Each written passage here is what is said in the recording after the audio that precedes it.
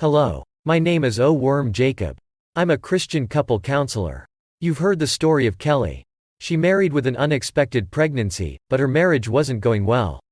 Now she lives separately from her husband with her mother in her hometown. She met a new man, Brandon, there. She's starting to like him, but there's a problem she hasn't solved yet. That is how to resolve her relationship with her ex-husband. What would you do? Dr. Scott Peck says life is a continuation of problems. He said that life depends on how many problems you solve. Problems are constantly happening to me and you, Christians. So it goes without saying the Christian community. But so far, the church has left the most sensitive issue unanswered. The problem that the church has left unanswered is nothing but the issue of Christian divorce and remarriage. God gave the Bible enough revelations to solve the problems of Christian marriage, divorce, and remarriage. But the church didn't want to know it properly, nor did it want to apply it to the marriage, divorce, and remarriage of Christians. Meanwhile, the suffering of Christians suffering from unhappy marriages has only increased. We have long ignored the realm of marriage and divorce, uncritically accepting local or sectarian traditions. Most of that tradition has sidestepped the most important issues that we are at a loss for. The number of couples who divorce socially is increasing. Christians are no exception to that. Christian divorced families are increasing. Now the church should present a proper biblical view of Christian marriage, divorce, and remarriage. So Christians should not suffer from their marriage, divorce, and remarriage problems. So let's get down to the issue of Christian marriage, divorce, and remarriage. Anyone who tries to study marriage and divorce biblically finds that theologians are fundamentally different in interpreting the problem.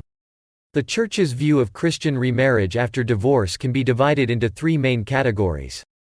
The view that it is absolutely impossible for a Christian to remarry after divorce.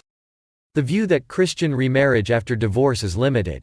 The view that Christian remarriage after divorce is unlimited. So when we talked about Christian divorce, when we tried to understand the Bible, there were more attempts to understand divorce psychologically than to interpret the Bible seriously. I can understand why the pastor hesitates to solve the problem of remarriage after the divorce of a Christian. It's hard and difficult for a pastor to study all those perspectives. However, the problems faced by Christians cannot be neglected.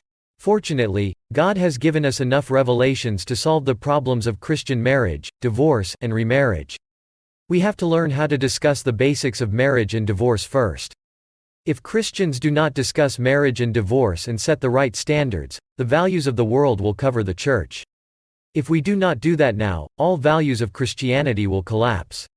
And in a world that hasn't been saved, because of concepts against Christian values, our next generation will follow the teachings of the world on issues like this, rather than the teachings of the Bible. This is not right. We live in an ever-changing culture. I live in an era where all old values are being challenged. Old values are shaking inside and outside the church. Now the church can no longer avoid the issue of divorce and remarriage.